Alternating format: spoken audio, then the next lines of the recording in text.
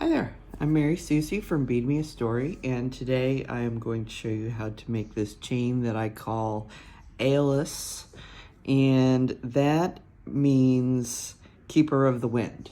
So this is a spiraling chain, and you'll notice that it's got a lot of texture to it.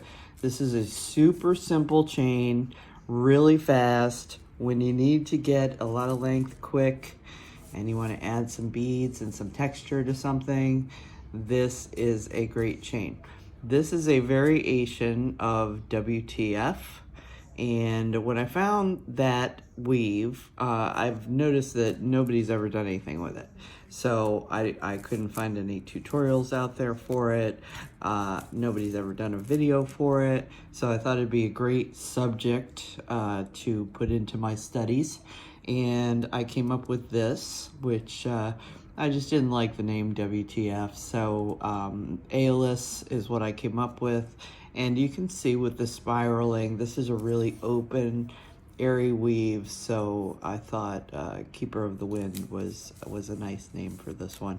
And then I want to show you, with this kind of textured weave, I want to show you the other chain that I made this week. So I have done this brand new lentil bead chain this week as well, and there's a video for that. And you notice these are just star beads that I had in my bead collection, and you notice that I connected the lentil chain along with the Aeolus chain, and then, you know, some little wire wrap beads in between. So just hit your bead stash, see what you got, see what you can put in between. There's this silver version, and then you can see that I did copper and black to match these absolutely gorgeous slipper Czech beads. I just got some etched Czech beads in. I love the etched beads. They're absolutely exquisite. So this is a great project to use with this, but really for the most part, probably any size 6 Czech beads will work with this. Shouldn't be a problem, but this one is not for Japanese seed beads. The Japanese seed beads in the size 6 would be a little bit larger, so that's why we are focusing on the Czech ones, okay? And like I said, just got these beautiful etched beads in, so I thought we would take advantage of it and do a brand new chain. So I hope you enjoy this, and without further ado, let's go ahead and get started. Okay, so to start this weave, the first thing we want to do is get our smaller jump ring, this 20 gauge 7/64, and I'm just going to attach it to a paper clip and close this ring. Now, if you want to, if you plan on making this chain on its own and you're not going to connect it into other textures and other components, then you could actually go ahead and attach this piece, this first jump ring, to your Lobster Clasp, and then you'll be all set to go as far as having the clasp on it. But for this, I'm going to go ahead and attach it to a paper clip. Now, I've gone ahead and I'll just mention the 7/64, we're only going to use that on the ends. I just like having a smaller jump ring.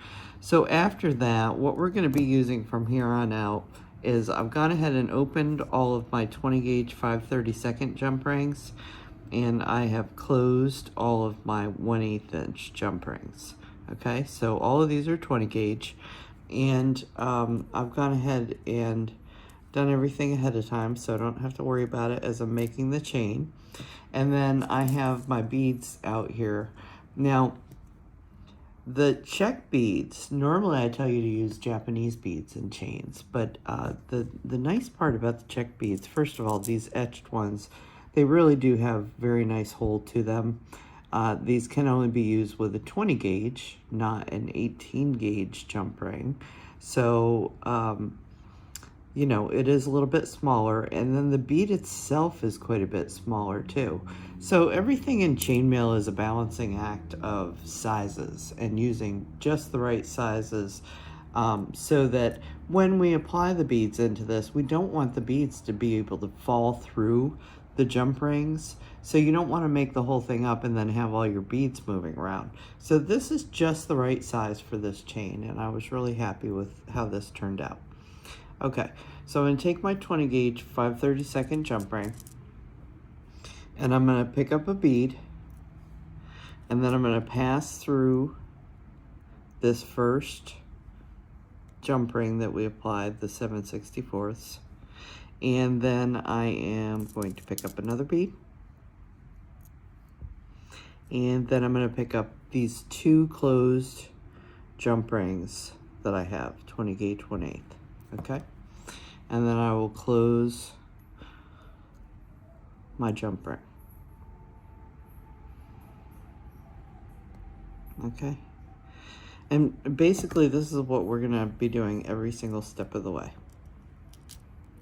But you haven't gotten to see what makes this chain interesting yet, and you will see that with our next step here. So I'm going to take another one of the 20 gauge 5/32. Now I will mention, if you just want to make this chain plain, you can use all 1/8. You need an aspect ratio of 4, so you could use all 20 gauge 1/8. I'm using the 20 gauge 5/32 because it left enough room for the beads to fit on. Okay, so each time I pick up a 5/32, I'm going to end up picking up a bead.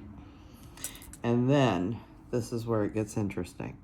So what we want to do is I'm going to pass from outside to inside the first jump ring that's closest to me, that's closest to my body. Now the second jump ring over here, I want to come through this backwards. So I want to come from the outside to the inside, or from the back to the front of that. Okay, and see how it makes the jump rings kind of form a little V. Okay, so if you start working on this, okay, and I don't know, you're moving it around, you're trying to get through, if your rings turn out like this, you did it wrong. So this is a fairly easy chain to be able to see when you do it right or you do it wrong. So here I'm going in again, so I'm going front to back and then back to front. So see how I'm tilting this ring to allow it to come through this second jump ring in the opposite direction. And that's the main trick to this. That's really all there is to this weave. So now I'm going to put on another seed bead, and then I am going to pick up my two 20 gauge 1/8 inch jump rings, and then I'm going to close. Now these can easily fall off, so you will have to figure that out, you know, in either how you're holding the rings, or if you're sitting on the couch, you know, sometimes I kind of hold the chain up against my body just to keep everything in balance so that these don't fall off before I can get the second pair of pliers in. Okay, so I'm going to pick up another, and then we're going to do the same thing. Okay, I go from outside to inside, and then also outside to inside. So I'm going front to back and then back to front. Pick up my next bead, and you see how I kind of choked up on this to allow a little bit more room on the jump ring for these two closed jump rings that I'm going to need to put on. Okay.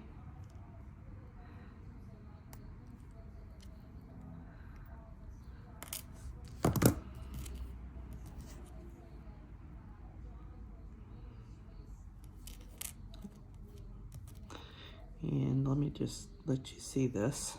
So I'll hold one of these.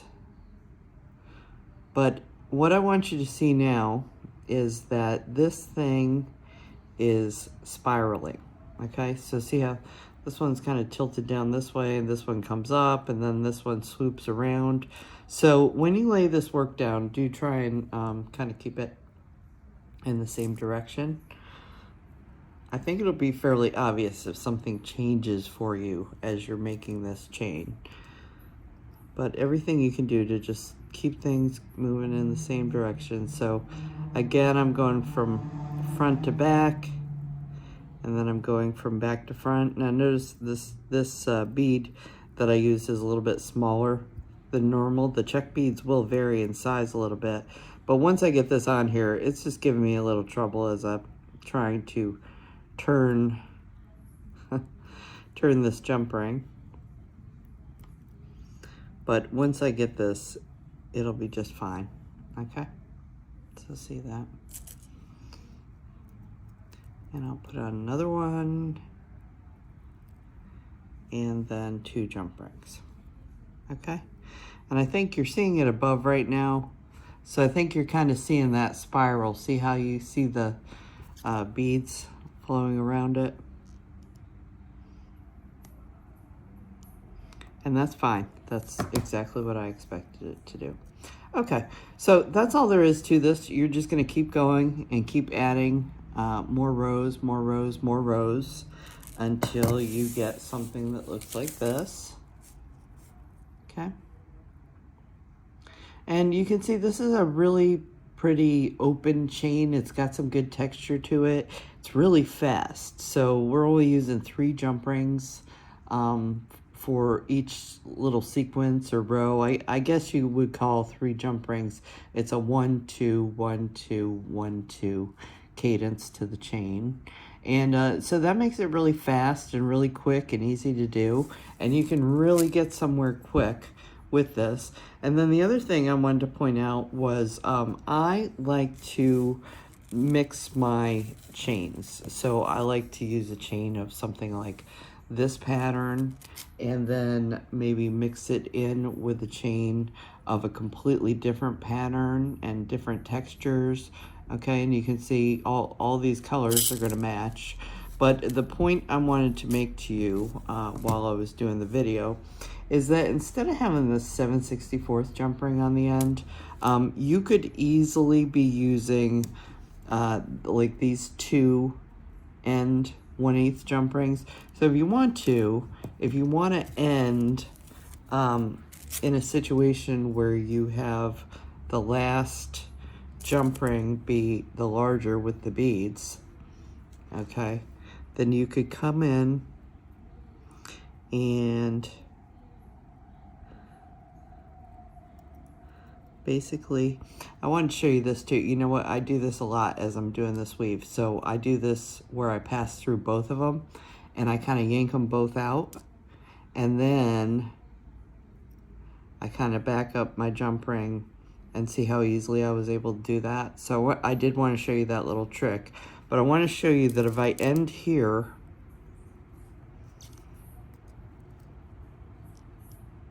and I close this, that I could then take 2 20-gauge 1/8 inch jump rings or whatever was going to work with the chain I'm trying to connect it to. Okay, I'm going to open one of these that I had closed. And I can go ahead and start linking this chain that I'm working with directly to the chain that I want to attach it to, okay?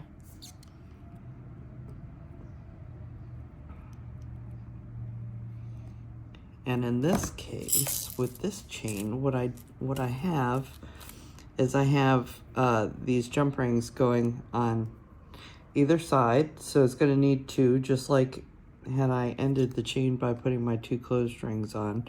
And the only reason I'm opening these back up is because in this chain, these rings had beads on them.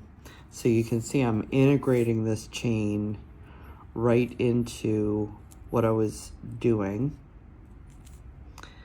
And let's see. So I'm gonna pass through here and then pass up through here. Okay, and then that's 2 jump rings connecting that, and that's pretty much a seamless integration into a totally different kind of chain. Okay, which is great because when you mix your chains, you get wonderful textures and wonderful changes to the pattern. You can see this is much more dense. It's going to give it a different texture than this part here. Okay, so just to kind of show you that, to keep that in mind, that you know, when I show you the beginnings and endings inside a kit, you don't have to stick with that. You can start and end it any way you want to, and you can link it into other types of chains. I personally like to wear chains that are more like 40 inches long. I like a long chain, so this is a really fun way to do that. Okay, so I hope you have a lot of fun making this new chain that I've shown you, and please be sure to go forward. I have a whole section of videos in YouTube showing how to do different types of chains and different types of small connectors that you can work into chains, and you can really have a lot of fun with this. Okay, thanks so much for joining me today.